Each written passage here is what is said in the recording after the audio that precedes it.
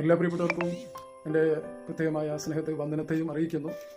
പല സ്ഥലങ്ങളിലും പല സമയങ്ങളിലും പല മാധ്യമങ്ങളിലൂടെ എന്നെ ശ്രദ്ധിക്കുന്ന എല്ലാ പ്രിയപ്പെട്ടവരെയും ദൈവം ധാരാളമായി അനുഗ്രഹിക്കുമാറാകട്ടെ. ഈ അല്പസമയത്തെ സന്ദേശം നിങ്ങൾ കേൾക്കുവാനായിട്ട് ഞാൻ പ്രത്യേകം നിങ്ങളെ ക്ഷണിക്കുന്നു. നിങ്ങളുടെ ജീവിതത്തിൽ സമാധാനവും സന്തോഷവും നൽകി തരുന്ന ദൈവത്തിൻ്റെ വചനം നിങ്ങളുടെ ജീവിതത്തിൽ അനുഗ്രഹങ്ങളെ കൊണ്ടുവരുവാൻ ഇടയാകട്ടെ എന്ന് ദൈവസന്നിധിയിൽ പ്രാർത്ഥിക്കുന്നു. ഈ ചെറിയ സന്ദേശത്തിൻ്റെ തലക്കെട്ട് രണ്ടാമത്തേതായ ചില കാര്യങ്ങൾ എന്നുള്ളതായ തലക്കെട്ടിൽ നിന്ന് സംസാരിക്കാനായിട്ട് ഞാൻ ആഗ്രഹിക്കുകയും പ്രാർത്ഥിക്കുകയും ചെയ്യുന്നു. നിങ്ങളുടെ പ്രാർത്ഥനയോട് കൂടിയുള്ള അതുപോലെ തന്നെ ശ്രദ്ധയോ ഞാൻ ക്ഷണിക്കുന്നു, സ്വാഗതം ചെയ്യുന്നു.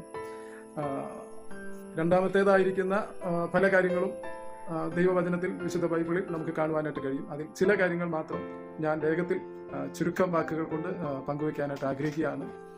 ദൈവം സഹായിക്കട്ടെ. ഒന്നാമത്തേതായ കാര്യമെന്ന് പറയുന്നത് നമുക്കറിയാം, ഉൽപ്പത്തി പുസ്തകം 1-ാം അധ്യായത്തിൽ 1-ാമത്തെ വാക്യത്തിൽ കാണുവാനായിട്ട് കഴിയും. ദൈവം ആകാശത്തെ ഭൂമിയെയും ഉണ്ടാക്കിയെന്ന് ദൈവത്തിന്റെ വചനത്തിൽ കാണുവാനായിട്ട് കഴിയും. എന്നാൽ പിന്നീട് ഇത് പാഴായും ശൂന്യമായി തീർന്നു എന്ന് ആ വാക്യത്തിൽ തന്നെ നമുക്ക് കാണുവാനായിട്ട് കഴിയുന്നുണ്ട്. അപ്പോൾ അവിടെ നമ്മൾ ശ്രദ്ധിക്കേണ്ടത്, ദൈവം ആകാശത്തെ ഭൂമിയെ ഉണ്ടാക്കിയപ്പോൾ അത് മനോഹരമായിട്ടാണ്, എന്തുദ്ദേശത്തോടെയാണോ ദൈവം ആഗ്രഹിച്ചത് അതുപോലെ ദൈവം ആകാശവും ഭൂമിയും സൃഷ്ടിച്ചു. പിന്നീട് ഒരു കാര്യം സംഭവിച്ചത് എന്തെന്ന് നമ്മൾ മനസ്സിലാക്കുന്നത് ഇങ്ങനെയാണ്: എന്നാൽ അത് പാഴായും ശൂന്യമായും തീർന്നു.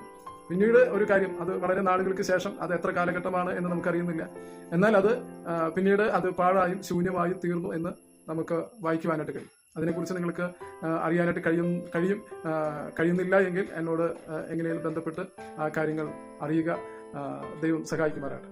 പിന്നീട് ഈ ഭൂമിയെ രണ്ടാമത് ദൈവം 6 ദിവസം കൊണ്ട് സൃഷ്ടിച്ച് 7-ാം ദിവസം സ്വസ്ഥമായിരുന്ന് മനുഷ്യനെ പാർക്കുവാൻ കഴിയത്തക്ക നിലയിൽ ഈ ഭൂമിയെ വീണ്ടും പുതുക്കി പണിതായിട്ട് നമുക്ക് കാണുവാനായിട്ട് കഴിയും. അതിനെടുത്ത ദിവസം എന്ന് പറയുന്നത് 6 ദിവസമായിട്ട് നമുക്കത് ദൈവവചനത്തിൽ നമുക്ക് കാണുവാനായിട്ട് കഴിയും. അപ്പോൾ ഒന്നാമത്തേത് നമ്മൾ ചിന്തിച്ചത്, ഈ ഭൂമിയെ രണ്ടാമതും 6 ദിവസം കൊണ്ട് പുതുക്കി മനുഷ്യനെ വാസയോഗ്യമാക്കി തീർക്കുവാനായിട്ട് ഇടയായിരുന്നു. രണ്ടാമത്തേതായ കാര്യം, ഇസ്രായേൽ ജനത്തിന്, ദൈവത്തിന്റെ ജനമായിരിക്കുന്ന ഇസ്രായേൽ ജനത്തിന് ദൈവം മോശ മുഖാന്തരം 10 കൽപ്പനകൾ നൽകി.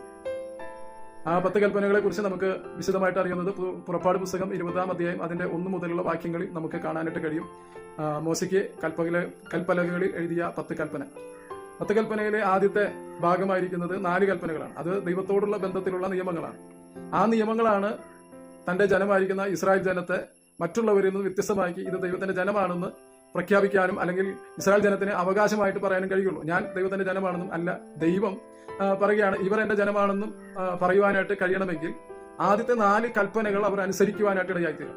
രണ്ടാമത്തേത് 6 കൽപ്പനകൾ, 5 മുതൽ 10 വരെയുള്ള കൽപ്പനകൾ, അത് എല്ലാ മനുഷ്യനും പൊതുവെ സാംസ്കാരികമായും അല്ലെങ്കിൽ എല്ലാ മതങ്ങളും ഒരുപോലെ പഠിപ്പിക്കുന്നതായ കാര്യമാണ്. സമൂഹത്തിൽ ഒരു മനുഷ്യൻ എങ്ങനെ നന്നായി ജീവിക്കുവാൻ വേണ്ടതായ കൽപ്പനകളാണ് അവിടെ നമുക്ക് കാണുവാനായിട്ട് കഴിയും.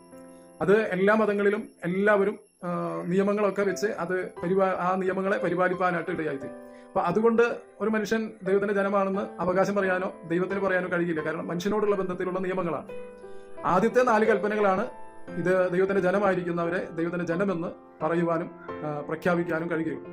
ആദ്യത്തെ 4 കൽപ്പന, ഒന്ന്, ഞാനല്ലാതെ വേറൊരു ദൈവം നിനക്കുണ്ടാകരുത്, യഹോവയല്ലാതെ വേറൊരു ദൈവം നിനക്കുണ്ടാകരുത്. അപ്പോൾ മറ്റുള്ള മതങ്ങൾ പറയുന്ന അല്ലെങ്കിൽ ആളുകൾ പറയുന്ന ദൈവങ്ങൾ അത് ദൈവമല്ല എന്ന് ദൈവത്തിന്റെ വചനം നമുക്ക് പറയുവാനും പഠിപ്പിക്കുവാനായിട്ട് കഴിയുന്നുണ്ട്. അപ്പോൾ ഒന്നാമത്തെ കൽപ്പന, ഞാനല്ലാതെ വേറൊരു ദൈവം നിനക്കുണ്ടാകരുത്. രണ്ടാമത്തെ കൽപ്പന, ഒരു വലിയ സഭാവിഭാഗമായിരിക്കുന്ന ഒരു സഭ ആ കൽപ്പനയെ പഠിപ്പിക്കുന്നില്ല. അപ്പോൾ ഒരു കൽപ്പന പഠിപ്പിച്ചില്ല എങ്കിൽ 10 കൽപ്പന എന്താകില്ല, തികയില്ല, 9 വരികയുള്ളൂ. എന്നാൽ 10 കൽപ്പന തികയ്ക്കാൻ വേണ്ടി അവസാനത്തെ 10-ാമത്തെ കൽപ്പനയുണ്ട്. അന്യന്റെ യാതൊന്നിനെയും മോഹിക്കരുത് എന്ന് പറഞ്ഞ് വിശദീകരണം കൊടുത്തിട്ടുണ്ട്. അന്യന്റെ ഭാര്യയെയോ മക്കളെയോ നിലങ്ങളെയോ ദാസനെയോ ഒന്നും മോഹിക്കരുത്. അപ്പോൾ ഒരു കൽപ്പന, രണ്ടാമത്തെ കൽപ്പന പഠിപ്പിക്കാത്തത് കൊണ്ട് 10-ാമത്തെ കൽപ്പനയെ 2 പഠിപ്പിച്ച് 10 തികയ്ക്കുക എന്നുള്ളതാണ് നമുക്ക് അവിടെ കാണുവാനായിട്ട് കഴിയും. അപ്പോൾ നമുക്ക് ന്യായമായി നമുക്ക് ചോദ്യം വരുവാനായിട്ട് ഇടയാകും. ചോദിക്കും, എന്താണ് അപ്പോൾ 2-ാമത്തെ കൽപ്പന? പഠിപ്പിക്കാത്തതായ 2-ാമത്തെ കൽപ്പന ബൈബിളിൽ ഉണ്ടോ എന്ന് നാം ശ്രദ്ധിക്കാനിടയാകണം. ബൈബിളിലുണ്ട്. പുറപ്പാട് പുസ്തകം 20-ാം അധ്യായത്തിൽ നമ്മെ അതെന്ത് ചെയ്യുന്നുണ്ട്, എഴുതിയിട്ടുണ്ട്. 2-ാമത്തെ കൽപ്പന, സ്വർഗത്തിലോ ഭൂമിയിലോ ജലത്തിലോ ഉള്ള യാതൊന്നിന്റെയും രൂപത്തെ ഉണ്ടാക്കി അതിന്റെ മുമ്പിൽ വണങ്ങരുത് എന്നുള്ളതാണ് 2-ാമത്തെ കൽപ്പന. അപ്പോൾ രൂപങ്ങളെ ഉണ്ടാക്കി അതിന്റെ മുമ്പിൽ വണങ്ങരുത് എന്നുള്ളതാണ്. എങ്ങനെയുള്ള രൂപങ്ങളാണ്? സ്വർഗത്തിലോ ഭൂമിയിലോ ജലത്തിലോ ഉള്ള യാതൊന്നിന്റെ രൂപത്തെ, മനുഷ്യൻ, പക്ഷി, ഇഴജാതി, നാൽക്കാലി ഇവയോട് രൂപസാദൃശ്യമാക്കി കളയുന്ന തലത്തിൽ മനുഷ്യന്റെ തിന്മ വർദ്ധിച്ചതായിട്ട് റോമാലേഖനം 1-ാം അധ്യായത്തിൽ നമുക്ക് കാണുവാനായിട്ട് കഴിയും. അത് മനുഷ്യന്റെ തിന്മയെ കുറിച്ച് ദൈവത്തിന്റെ വചനം പറയുന്ന. ഇവിടെ ദൈവം രൂപങ്ങളെ ഉണ്ടാക്കി എന്ത് ചെയ്യാൻ പാടില്ല എന്ന് പറഞ്ഞാൽ അതിനെ വണങ്ങുവാനായിട്ട് പാടില്ല എന്നാണ് പറയുന്നത്. അതാണ് രണ്ടാമത്തെ കൽപ്പന. ആ രണ്ടാമത്തെ കൽപ്പന പഠിപ്പിക്കാത്തത് കൊണ്ട് 10ാമത്തെ കൽപ്പനയെ 2 അങ്ങനെ 10 കൽപ്പനയാണ് ആ വലിയ സഭാ വിഭാഗം മുന്നോട്ട് പോകുവാനായിട്ട് ഇടയാകും. അപ്പോൾ രണ്ടാമത്തെ കൽപ്പന അതാണ്. 3ാമത്തെ കൽപ്പന എന്ന് പറയുന്നത് കർത്താവിന്റെ നാമം വൃഥ ഉപയോഗിക്കരുത്. 4 കർത്താവിന്റെ ദിവസം പരിശുദ്ധമായി ആചരിക്കുവാനായിട്ട് ഇടയായിത്തീരണം. ഇങ്ങനെ 10 കൽപ്പനയിലെ രണ്ടാമത്തെ കൽപ്പനയാണ് നമ്മൾ ഇപ്പോൾ രണ്ടാമതായിട്ട് ചിന്തിച്ചത്. സ്വർഗത്തിലോ ഭൂമിയിലോ ജലത്തിലുള്ള ഒന്നിന്റെ രൂപത്തെ ഉണ്ടാക്കി വണങ്ങുവാനായിട്ട് ഇടയാകരുത് എന്ന് നമുക്ക് കാണുവാനായിട്ട് കഴിയും. മൂന്നാമത്തേത് നമ്മൾ ചിന്തിക്കുന്നത്, നമുക്കറിയാം ദൈവം ആദ്യം സൃഷ്ടിച്ചത് മണ്ണുകൊണ്ട് സൃഷ്ടിച്ചത്, അതിന് മൂക്കിൽ ജീവശ്വാസം ഊതിയിട്ട് ആദമിനെ സൃഷ്ടിക്കുവാനായിട്ട് ഉണ്ടാക്കുവാനായിട്ട് ഇടയായിരുന്നു. അതിന് പറയുന്നത് ആദം ആദ്യത്തെ മനുഷ്യനാണ്. അപ്പോൾ ദൈവത്തിന്റെ വചനം നമ്മൾ 1 കൊരിന്ത്യർ അതിന്റെ 15ാം അധ്യായം 47ാമത്തെ വാക്യത്തിൽ പറയുന്നു, ആദാമിനെ ആദ്യത്തെ മനുഷ്യൻ എന്ന് പറയുമ്പോൾ യേശുക്രിസ്തുവിനെ 2ാം മനുഷ്യനായിട്ട് പൗലോസ് അപ്പോസ്തലൻ കൊരിന്ത്യർക്ക് പരിചയപ്പെടുത്തി കൊടുക്കുന്നുണ്ട്. 2ാം മനുഷ്യൻ. അപ്പോൾ ആദ്യത്തെ മനുഷ്യൻ എന്ന് പറയുന്നത് ദൈവം സൃഷ്ടിച്ച ആദ്യത്തെ മനുഷ്യൻ ആദാമിലൂടെ മാനവജാതി ഉളവായി വരുന്നു. എന്നാൽ ആദാമിലൂടെ അവന്റെ പാപമുഖാന്തരം സകലരും പാപികളായി തീർന്നു. ഇന്ന് നമ്മുടെ കുറ്റം കൊണ്ടല്ല, ആദാം ദൈവത്തോട് തെറ്റ് ചെയ്തത് കൊണ്ട് അവനോട് പറയുവാനിടയായി തീർന്നു. ഈ അനുസരണക്കേട് സംഭവിക്കുമ്പോൾ എന്താ സംഭവിക്കുന്നത്? നിങ്ങൾ മരിക്കും, ആത്മാവിൽ മരണം സംഭവിച്ചു. ഇങ്ങനെയുള്ളവർ എന്തുകൊണ്ട് ദൈവത്തിന്റെ തേജസ്, ദൈവത്തിന്റെ ചൈതന്യം അവരിൽ നിന്ന് നഷ്ടപ്പെടുവാനിടയായിത്തീരും. അങ്ങനെയാണ് നഗ്നരാണെന്ന് തിരിച്ചറിയുവാനായിട്ട് ഇടയായിത്തീരും. ദൈവത്തിന്റെ ചൈതന്യമായ തേജസ് അവരിൽ നിന്ന് നഷ്ടപ്പെട്ടു. അപ്പം അതായത് ആത്മാവിൽ മരണം സംഭവിച്ചു. അങ്ങനെ മനുഷ്യർ എല്ലാവരും പാപികളായി തീർന്നു. അവർ ശരീരം എന്ത് ചെയ്യുന്ന മരണത്തിന് അധീനരായി തീർന്നു. പാപികളായതുകൊണ്ട് ദൈവം നീതിമാനായതുകൊണ്ട് പാപത്തെ ശിക്ഷിക്കും. അപ്പോൾ എന്ത് ചെയ്യും? നിത്യമായ നരകത്തിന് യോഗ്യരായി തീരുവാനായിട്ടിടയാ. ദൈവം സ്നേഹിക്കുന്ന ദൈവമായതുകൊണ്ട് ഒരു രക്ഷാകര പദ്ധതി ഒരുക്കി. പാപികളായ മനുഷ്യരെ ദൈവം രക്ഷിക്കുവാനായി ദൈവം തന്നെ തന്റെ പുത്രനായ യേശുക്രിസ്തുവിനെ ഭൂമിയിലേക്ക് അയച്ച് മാനവജാതിയുടെ പാപത്തെ, ദൈവത്തെയും സ്വർഗത്തെയും നഷ്ടമാക്കുന്ന പാപത്തെ നീക്കുവാൻ, പാപമോചനം നൽകുവാൻ, പാപക്ഷമ നൽകുവാൻ, ദൈവമുമ്പാകെ വിശുദ്ധരായി തീരുവാൻ ദൈവം തന്റെ പുത്രനെ ഭൂമിയിലേക്ക് അയച്ച് മാനവജാതിയുടെ മുഴുവൻ പാപങ്ങളെയും പുത്രന്റെ മേൽ ചുമത്തി പാപങ്ങളുടെ ശിക്ഷ അവന്റെ മേൽ നടപ്പിലാക്കി. അങ്ങനെ വിശ്വസിച്ച് പാപങ്ങളെ കർത്താവിനോട് ഏറ്റുപറയുന്നവർക്ക് പാപമോചനം നൽകി ദൈവം പാപികളെ രക്ഷിക്കുന്നതായ ഒരു രക്ഷാകര പദ്ധതി ദൈവം സ്നേഹിക്കുന്നതുകൊണ്ട് ദൈവം ഒരുക്കുവാനായിട്ട് ഇടയായിത്തീരും. ഈ യേശുക്രിസ്തുവിനെ പറയുന്നതായ കാര്യമാണ് 1 കൊരിന്ത്യർ 15ാം അധ്യായം. 2ാം മനുഷ്യനായിരിക്കുന്നത് യേശുക്രിസ്തുവിനെ അവിടെ കാണുന്നു. 1ാം മനുഷ്യനിലൂടെ എല്ലാവരും പാപികളായി തീർന്ന് എല്ലാവരും മരണത്തിന് അധീനരായി തീരുമ്പോൾ, നരകത്തിന് യോഗ്യരായി തീരുമ്പോൾ, 2ാം മനുഷ്യനായ യേശുക്രിസ്തുവിലൂടെ, ദൈവപുത്രനായ യേശുക്രിസ്തുവിലൂടെ മാനവജാതിയുടെ പാപത്തിന് പരിഹാരം വരുത്തി പാപമോചനം നൽകി അവരെ വിശ്വസിക്കുന്നവരെ നീതിമാന്മാരാക്കി തീർത്ത് നീതിമാന്മാരായി തീരുവാൻ തക്കവണ്ണം അവർക്ക് സ്വർഗീയമായ സ്വർഗത്തിലേക്ക്, നരകത്തിലേക്കല്ല മോക്ഷത്തിലേക്ക്, സ്വർഗത്തിലേക്ക് പോകാനായിട്ട് വഴി തുറന്നു. അപ്പോൾ 2ാം മനുഷ്യനായിരിക്കുന്ന ആദാം ആരാണ്? മനുഷ്യൻ ഏതാണ്? യേശുക്രിസ്തുവാണ്. അപ്പോൾ 2ാം മനുഷ്യനിലൂടെ സകലരും നീതിമാന്മാരായി തീർന്ന് എന്ത് ചെയ്യും? സ്വർഗരാജ്യത്തിലേക്ക് പ്രവേശിക്കും. അപ്പോൾ പാപങ്ങളെ ഏറ്റുപറയണം, അവരെന്ത് ചെയ്യണം? യേശുവിന്റെ ഹൃദയത്തിൽ വരണം എന്ന് അവർ പ്രാർത്ഥിച്ച് അങ്ങനെ വീണ്ടും ജനിച്ച് ദൈവമക്കളായി തീരുവാൻ, അങ്ങനെ മരണത്തിനപ്പുറം നിത്യമായ ഒരു ജീവിതം ദൈവത്തോട് കൂടെ വാഴുവാനായിട്ട് ഇടയായിത്തീരും. ഞാൻ വേഗത്തിൽ മുൻപോട്ട് പോകട്ടെ. അപ്പോൾ മൂന്നാമത് നമ്മൾ ചിന്തിച്ചത് 2ാം മനുഷ്യൻ യേശുക്രിസ്തു, അവനിലൂടെ ആദ്യത്തെ മനുഷ്യൻ സകലരും പാപികളായി തീരുമ്പോൾ ഈ 2ാം മനുഷ്യനായിരിക്കുന്ന യേശുക്രിസ്തുവിലൂടെ സകലരും നീതിമാന്മാരായി തീർന്ന് നിത്യജീവന്റെ അവകാശികളായി തീരുവാൻ ഇടയായിത്തീരും. എന്നെ കേൾക്കുന്ന പ്രിയപ്പെട്ടവരെ, പ്രകാരം ദൈവം ഒരുക്കിയിരിക്കുന്ന സൗജന്യമായ പാപക്ഷമ യേശുക്രിസ്തുവിലൂടെ പ്രാപിച്ച് കർത്താവിനോട് പാപങ്ങൾ ഏറ്റുപറഞ്ഞ് യേശുവിന്റെ ഹൃദയത്തിൽ വരണമെന്ന് പറയുമ്പോൾ നമ്മെ വീണ്ടും ജനിച്ച് നിത്യജീവന്റെ അവകാശികളായി തീരുവാനായിട്ടിടയാകും. ഞാൻ ആ ഭാഗം പറഞ്ഞ് നിർത്തുവാനായിട്ടിടയാകട്ടെ. 4ാമത് നമ്മൾ ചിന്തിക്കുന്നത്, യേശുക്രിസ്തു യോഹന്നാന്റെ സുവിശേഷം 3ാം അധ്യായത്തിൽ കാണുവാനായിട്ട് കഴിയും. ഉപദേഷ്ടാവായിരിക്കുന്ന നിക്കോദീമോസ്, ഞാൻ ആ ഭാഗം വളരെ കൃത്യമായിട്ട് ഞാൻ എടുക്കുന്നില്ല, വേഗത്തിൽ പറയുവാനാണ്. നമ്മൾ ഇതിനോടുള്ള ബന്ധത്തിലൊക്കെ നമ്മൾ ചെറിയ രീതിയിൽ ആ ഭാഗം ടച്ച് ചെയ്തിട്ടുണ്ട്. എന്നിരുന്നാലും ഞാൻ ഒന്നുകൂടെ ആ ഭാഗം പറയാം. അവിടെ പറയുന്നത്, നിങ്ങൾ വീണ്ടും ജനിച്ചില്ല എങ്കിൽ സ്വർഗരാജ്യത്തിലേക്ക് പ്രവേശിക്കാൻ കഴിയുകയില്ല. ബോൺ അഗൈൻ ആയില്ല എങ്കിൽ, 2ാമത് ജനിച്ചില്ല എങ്കിൽ സ്വർഗരാജ്യത്തിന് അവകാശിയാവുകയില്ല. അപ്പോൾ ഉപദേഷ്ടാവായിരുന്ന പ്രിയപ്പെട്ടവൻ കർത്താവിനോട് ചോദിക്കുവാനിടയായി തീർന്നു, ഞാൻ ഇനിയും 2ാമതും അമ്മയുടെ ഉദരത്തിൽ കടന്ന് ജനിക്കുവാനായിട്ട് ഇടയായി തീരണം. അപ്പോൾ അമ്മയുടെ ഉദരത്തിൽ വെച്ചാണോ ഞാൻ 2ാമത് ജനിക്കുന്നത്? അപ്പോൾ പറയുന്നത്, 2ാമത് ജനിക്കേണ്ടത് എങ്ങനെയാണ്? ദൈവവചനത്താലും ആത്മാവിനാലും. അങ്ങനെയാണ് വീട് ജനിപ്പാനായിട്ട് ഇടയായി. അവരാണ് സ്വർഗരാജ്യത്തിൽ പോവുകയുള്ളൂ. ഇന്ന് പലർക്കും എന്റെ ജീവിതത്തിലൊക്കെ വീട് ജനിക്കുക എന്ന് പറഞ്ഞാൽ എന്താണെന്ന് എനിക്കറിയില്ല. ബോൺ അഗൈൻ എന്ന് ആരെങ്കിലും ചോദിച്ചു കഴിഞ്ഞാൽ എനിക്കറിയില്ല. ബോൺ അഗൈൻ എങ്ങനെ യേശുക്രിസ്തു പറഞ്ഞു, അവർ വീട് ജനിച്ചില്ല എങ്കിൽ സ്വർഗരാജ്യത്തിൽ കടക്കുകയില്ല എന്നാണ് പറഞ്ഞത്. അപ്പോൾ സ്വർഗരാജ്യത്തിൽ പാപികളായ നമുക്ക് പ്രവേശിപ്പാൻ കഴിയണമെങ്കിൽ വീട് ജനിക്കണം. വീട് ജനിക്കേണ്ടത് എവിടെയാണ്? ദൈവം നൽകിയിരിക്കുന്ന നമ്മുടെ ആത്മാവുണ്ട്. പാപം ചെയ്ത് ആത്മാവ് നിത്യമായ ചൈതന്യം നഷ്ടപ്പെട്ട് ഇരിക്കുന്നവരെയാണ് യേശുക്രിസ്തു പറഞ്ഞത്, നീ വീണ്ടും ജനിക്കണം. അപ്പൊ ഈ ആത്മാവ് വീണ്ടും ജനിക്കണം. ഈ ആത്മാവ് വീണ്ടും ജനിക്കണമെങ്കിൽ ദൈവത്തിന്റെ ആത്മാവ് നമ്മുടെ ഉള്ളിൽ വരണം. ആ ദൈവാത്മാവാണ് നമ്മുടെ ആത്മാവിനെ ജീവിപ്പിക്കുന്നത്. ഞാൻ ഈ കാര്യങ്ങളൊക്കെ മുൻപുള്ള വീഡിയോസിലൊക്കെ പറഞ്ഞിട്ടുണ്ട്. ദൈവം ആത്മാവാകുന്നു. ഈ ആത്മാവാകുന്ന ദൈവം നമ്മുടെ ഉള്ളിൽ വസിച്ചാൽ ആ നിമിഷം നമ്മുടെ അകത്തെ ആത്മാവ് ജീവിക്കുവാനായിട്ട് ഇടയായി. ജഡത്താൽ ജനിക്കുന്നത്, മനുഷ്യനാൽ ജനിക്കുന്നത് ജഡമാകുന്നത് പോലെ, മനുഷ്യനാകുന്നത് പോലെ ദൈവത്തിന്റെ ആത്മാവിനാൽ ജനിക്കുന്നത് നമ്മുടെ ആത്മാവാകുന്നു. അപ്പോൾ നാം വീട് ജനിക്കുന്നത് എപ്പോഴാണെന്ന് പറഞ്ഞാൽ യേശുക്രിസ്തുവിനെ ഹൃദയത്തിലേക്ക്, കർത്താവ് എന്റെ ഹൃദയത്തിലേക്ക് വരണം എന്ന് പറയുമ്പോൾ ആത്മാവാകുന്ന ദൈവം നമ്മുടെ ഹൃദയത്തിൽ വസിക്കുവാനിടയായിത്തീരും. ആ നിമിഷം നമ്മുടെ ആത്മാവ് വീട് ജനിപ്പാനായിട്ട് ഇടയായിത്തീരും. അപ്പോൾ യേശു നമ്മുടെ ഹൃദയത്തിൽ വരണമെങ്കിൽ പാപത്തെ ഏറ്റുപറയുവാനിടയാകും. പാപമോചനം പ്രാപിച്ച് യേശുവിന്റെ രക്തത്താൽ ശുദ്ധീകരണം പ്രാപിച്ച് ദൈവമുമ്പാകെ വിശുദ്ധരായവരാണ് യേശുവിനെ ഹൃദയത്തിൽ സ്വീകരിക്കേണ്ടത്.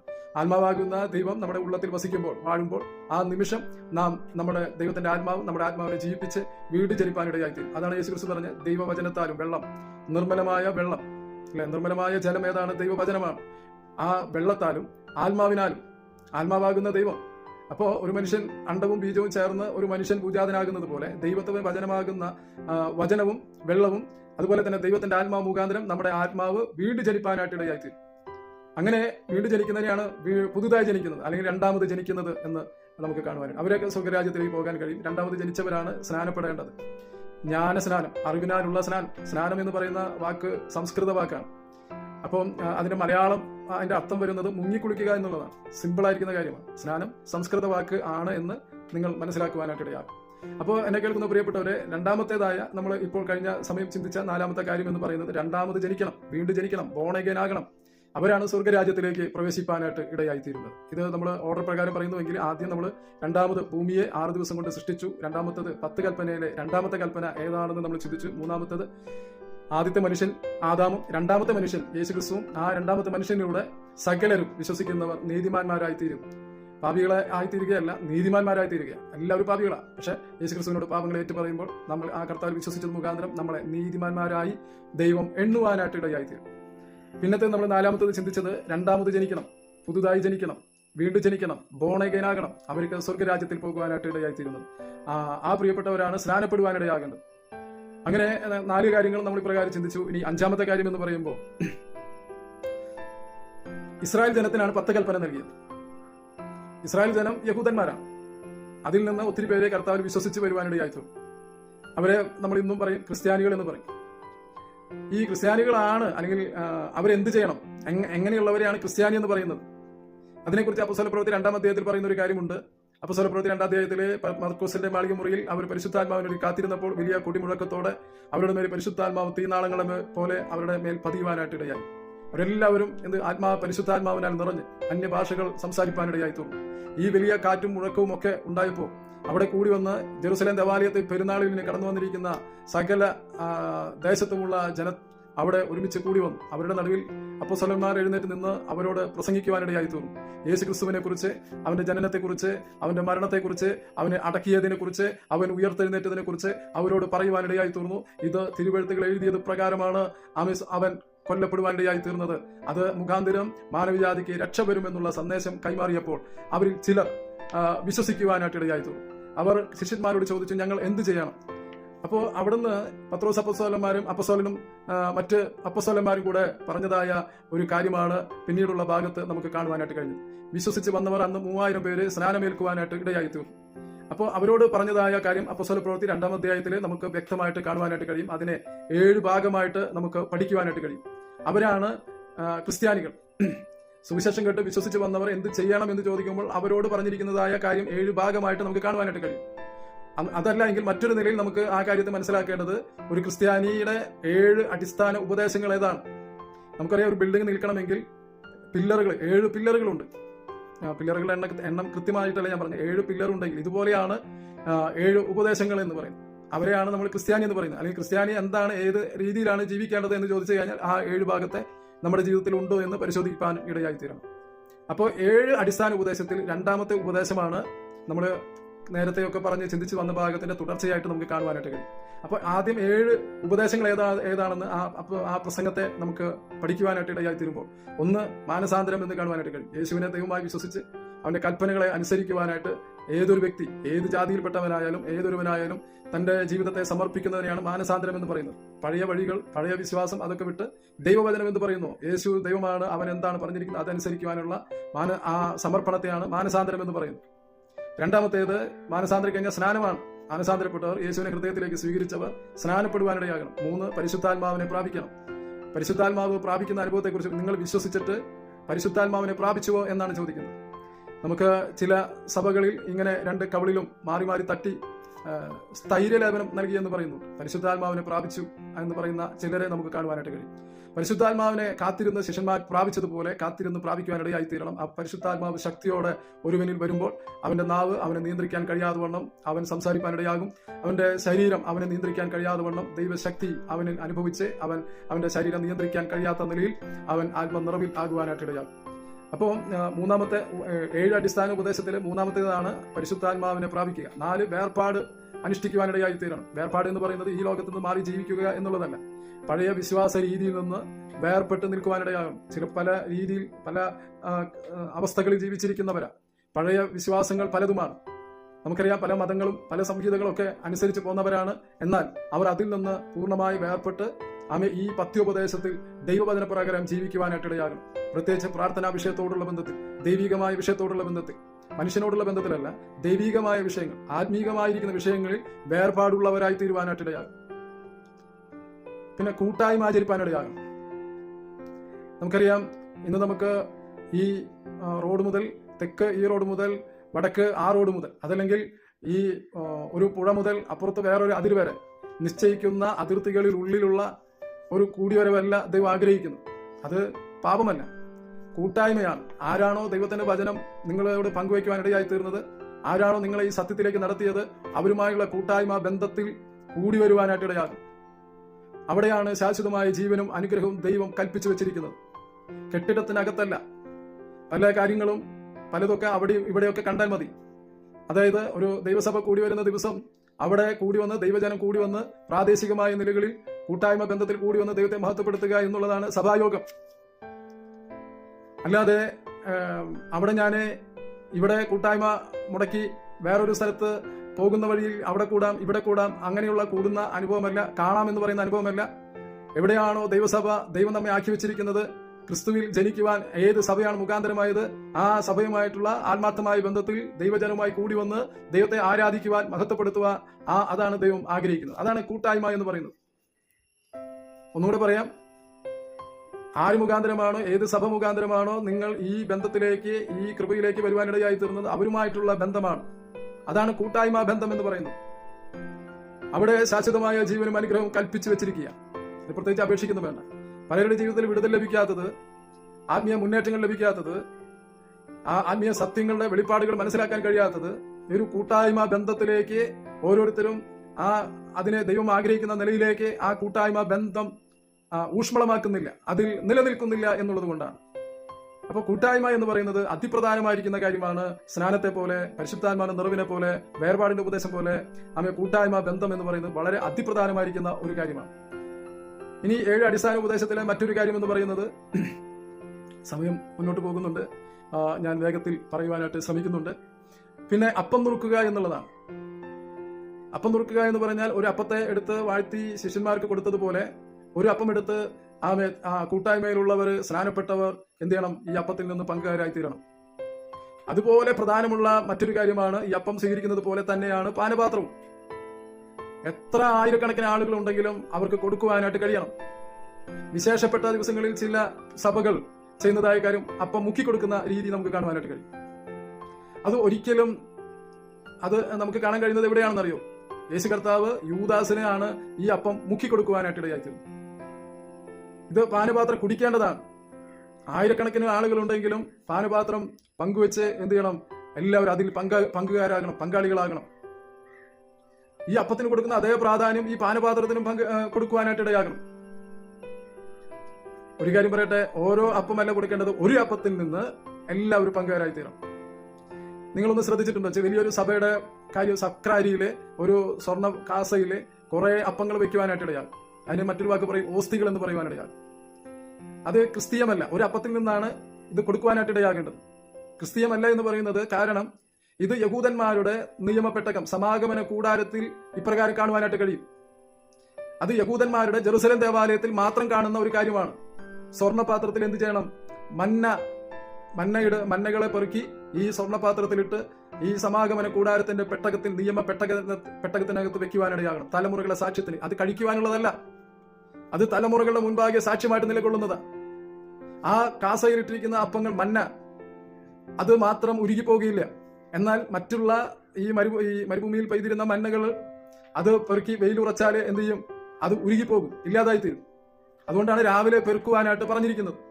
എന്നാൽ ഈ നിയമപ്പെട്ടകത്തിനകത്ത് വെച്ചിരിക്കുന്ന മന്നകൾ അതൊരിക്കലും വെയിലുറച്ചാലും കാലങ്ങളായി യെരൂശലേം ആ നിയമപ്പെട്ടത്തിനകത്ത് സ്വർണ്ണപാത്രത്തിൽ ഈ മന്ന ഇട്ട് വെച്ചിരിക്കുക.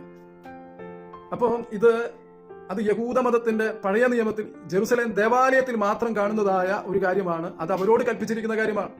അത് നമ്മോട് ക്രിസ്ത്യാനികളോട് പുതിയ നിയമത്തിൽ നമുക്ക് കാണുവാൻ കഴിയേണ്ട കാര്യമില്ല. യേശുക്രിസ്തുവാണ് ജീവന്റെ അപ്പം.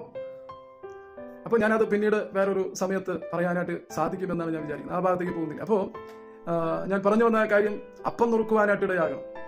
അവസാനത്തെ ഉപദേശം എന്ന് പറയുന്നത് പ്രാർത്ഥനയാണ്. വ്യക്തിപരമായ പ്രാർത്ഥന ഉണ്ടാകണം, കുടുംബത്തിനകത്ത് പ്രാർത്ഥന ഉണ്ടാകണം, അതുപോലെ തന്നെ സഭയിൽ പ്രാർത്ഥിക്കുന്ന പ്രാർത്ഥനയ്ക്ക് ഉള്ളവരായി തീരണം.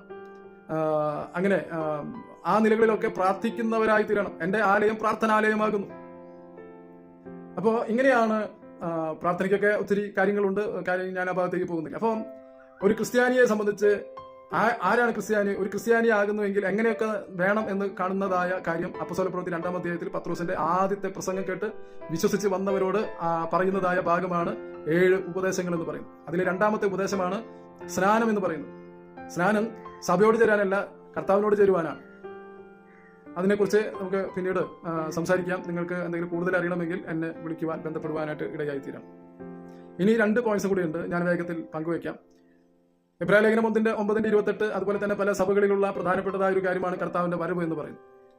കർത്താവിന്റെ വരവിന്റെ പ്രത്യേകത, കർത്താവ് താൻ ഗംഭീരനാദത്തോടും പ്രധാന ദൂതന്റെ ശബ്ദത്തോടും ദൈവത്തിന്റെ കാഹളത്തോടും കൂടെ ആകാശമേഘങ്ങളിലേക്ക് ഇറങ്ങി വരുമ്പോൾ മരിച്ചവരും ജീവനോടിരിക്കുന്നവരും കണ്ണിമിക്കുന്നതിനിടയിൽ അവനെ എതിരേൽക്കുവാൻ ആകാശമേഘങ്ങളിലേക്ക് എടുക്കപ്പെടുകയും അവനെ കാണുന്ന സമയം അവനെ പോലെ ആയിത്തീരുവാനിടയാകും. ഈ ശരീരം മാറി തേജസ്സുള്ള ശരീരം വരുവാനിടയാകും. നമ്മുടെ ശരീരം വീണ്ടെടുക്കപ്പെടാത്തതാണ്, അന്ന് വീണ്ടെടുക്കപ്പെടുവാനായിട്ട് ഇടയായിത്തീരും. എന്നെ കേൾക്കുന്ന പ്രിയപ്പെട്ടവരെ, ദൈവം ആത്മാവായി ആരിൽ വസിച്ചുവോ അവർ ജീവനോടിരിക്കുന്നവരാണോ മരിച്ചിരിക്കുന്നവരാണോ ആരാണോ, കർത്താവ് ആകാശമേഘങ്ങളിലേക്ക് ഇറങ്ങി വരുമ്പോൾ യേശുവിന്റെ 2-ാമത്തെ വരവാണ്. 1-ാമത്തെ വരവ് നമ്മുടെ പാപങ്ങൾക്ക് പരിഹാരം വരുത്തുവാൻ കുരിശിൽ മരിച്ച് ഉയർത്തെഴുന്നേറ്റ് അവൻ ഇന്നും ജീവിക്കുന്നു. അത് 1-ാമത്തെ വരവ്. 2-ാമത്തെ വരവ് ദൈവസഭയെ, ദൈവത്തിന്റെ ആത്മാവ് ആരിലുണ്ടോ, വീണ്ടും ജനിച്ചവർ ആരാണോ അവരെ ശരീരത്തിന്റെ വീണ്ടെടുപ്പിന് വേണ്ടി അവരെ ആ തേജസ്സിൽ കർത്താവിനെ കാണുവാനിടയായി തീരുമ്പോൾ ആകാശമേഘങ്ങളിലേക്ക് നാം അവനെ എതിരേൽക്കുവാനായിട്ട് പോകുമ്പോൾ അവനെ പോലെ ആയിത്തീരുവാനിടയാകും. മണ്ണുകൊണ്ടുള്ളവന്റെ പ്രതിമ നാം ധരിച്ചതുപോലെ സ്വർഗീയന്റെ പ്രതിമയും നാം ധരിക്കും. മണ്ണുകൊണ്ടുള്ളവന്റെ പ്രതിമ, ഇന്ന് നമ്മൾ മണ്ണുകൊണ്ടുള്ള പ്രകൃതമാണ്, ഈ പ്രതിമയാണ്. ഇനി നാം സ്വർഗീയന്റെ പ്രതിമയും കർത്താവിനെ പോലെ നാം ആയിത്തീരും. ഈ ശരീരം തേജസ് പ്രാപിക്കും. മരണമില്ലാതെ നിത്യകാലം ദൈവത്തോട് കൂടെ വാഴുവാനായിട്ടിടയാകും. നാം ചിന്തിച്ചു വരുവാനിടയായി തീർന്നത് യേശുക്രിസ്തുവിന്റെ 2-ാമത്തെ വരവ് ആകാശമേഘങ്ങളിൽ വരെയുള്ള ആ കാര്യത്തെക്കുറിച്ചാണ്. നമ്മുടെ ശരീരത്തിന്റെ വീണ്ടെടുപ്പ് അന്ന് നടക്കും. കർത്താവിനെ ഇന്ന് നാം അവനെ പൂർണ്ണ തേജസ്സോടെ മഹത്വത്തോടെ ഇന്ന് ദൈവം ഈ പൂർണ്ണ മഹത്വത്തോടെ ഇരിക്കുന്നത് പോലെ നമുക്ക് അവനെ കാണുവാനായിട്ടിടയാകും. 3.5 വർഷവും ഉയർത്തെഴുന്നേറ്റിന് ശേഷം 40 നാളോളം കർത്താവ് ശിഷ്യന്മാർക്ക് പ്രത്യക്ഷപ്പെട്ടതുപോലെയല്ല ഇന്ന് ദൈവമായി ഇന്ന് വാഴുവാനായിട്ടിടയാകുന്നത്. ആ പൂർണ്ണ ദൈവമായി വാഴുവാനാണ് സ്വർഗാരോഹണം ചെയ്യുവാനിടയായി തീർന്നത്. ഇന്ന് പൂർണ്ണ ദൈവമാണ്, ആ മഹത്വത്തിലാണ് ആയിരിക്കുന്നത്. അവനെ നമുക്ക് കാണുവാനായിട്ട് കഴിയും. അന്ന് നാം അവനെ പോലെ ആയിത്തീരും.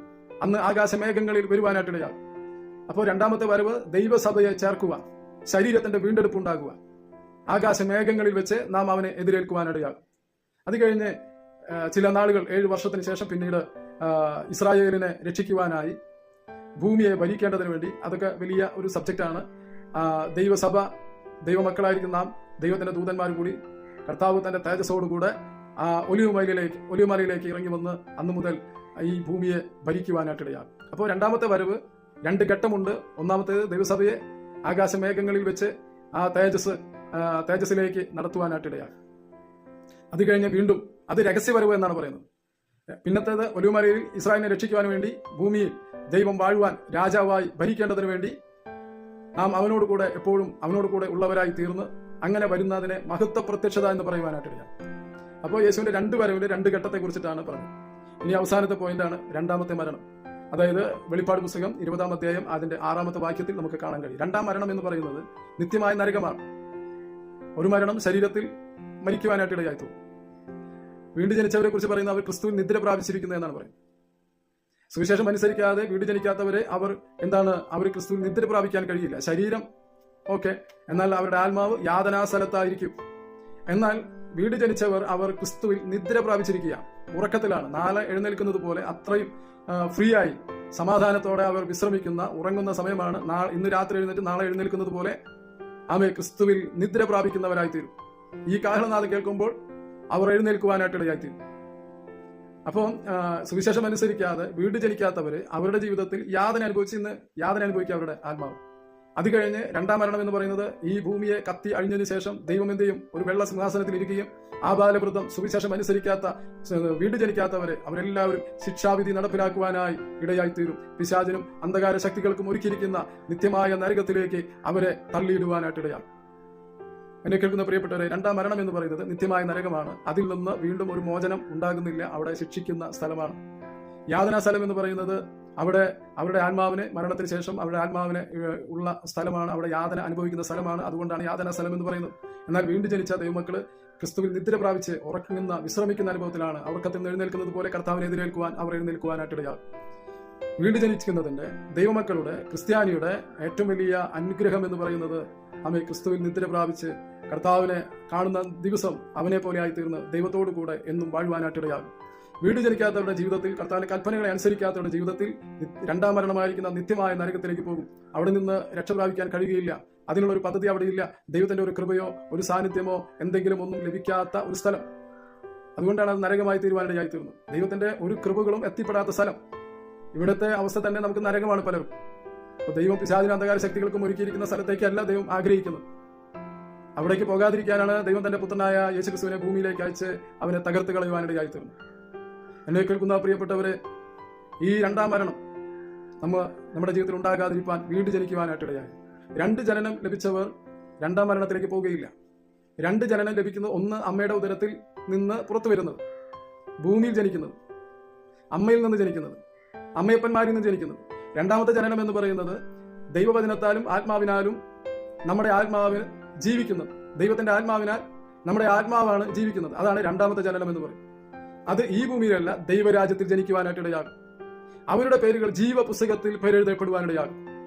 അമ്മയുടെ ഉദരത്തിൽ നിന്ന് ജനിച്ചവൻ പഞ്ചായത്തിൽ ജനനം രജിസ്റ്റർ ചെയ്യുന്നത് പോലെ സ്വർഗത്തിൽ ഒരു ജീവപുസ്തകമുണ്ട്. ആ ദൈവരാജ്യത്തിൽ വീണ്ടും ജനിച്ചവരുടെ പേരുകൾ അവിടെ എഴുതപ്പെടും.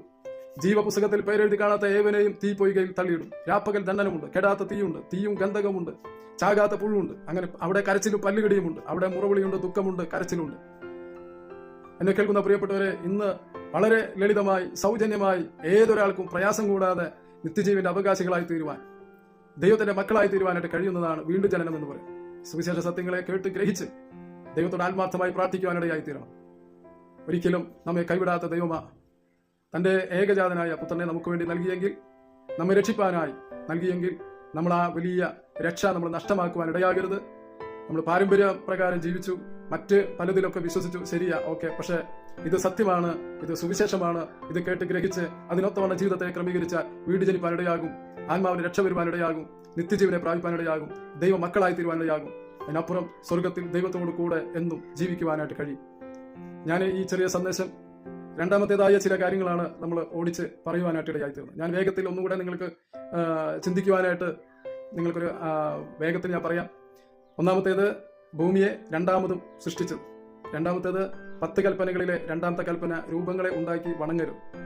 മൂന്നാമത്തേത്, രണ്ടാം മനുഷ്യനായിരിക്കുന്ന യേശുക്രിസ്തു, അവനിലൂടെ സകലരും നീതിമാന്മാരായി തീർന്നു.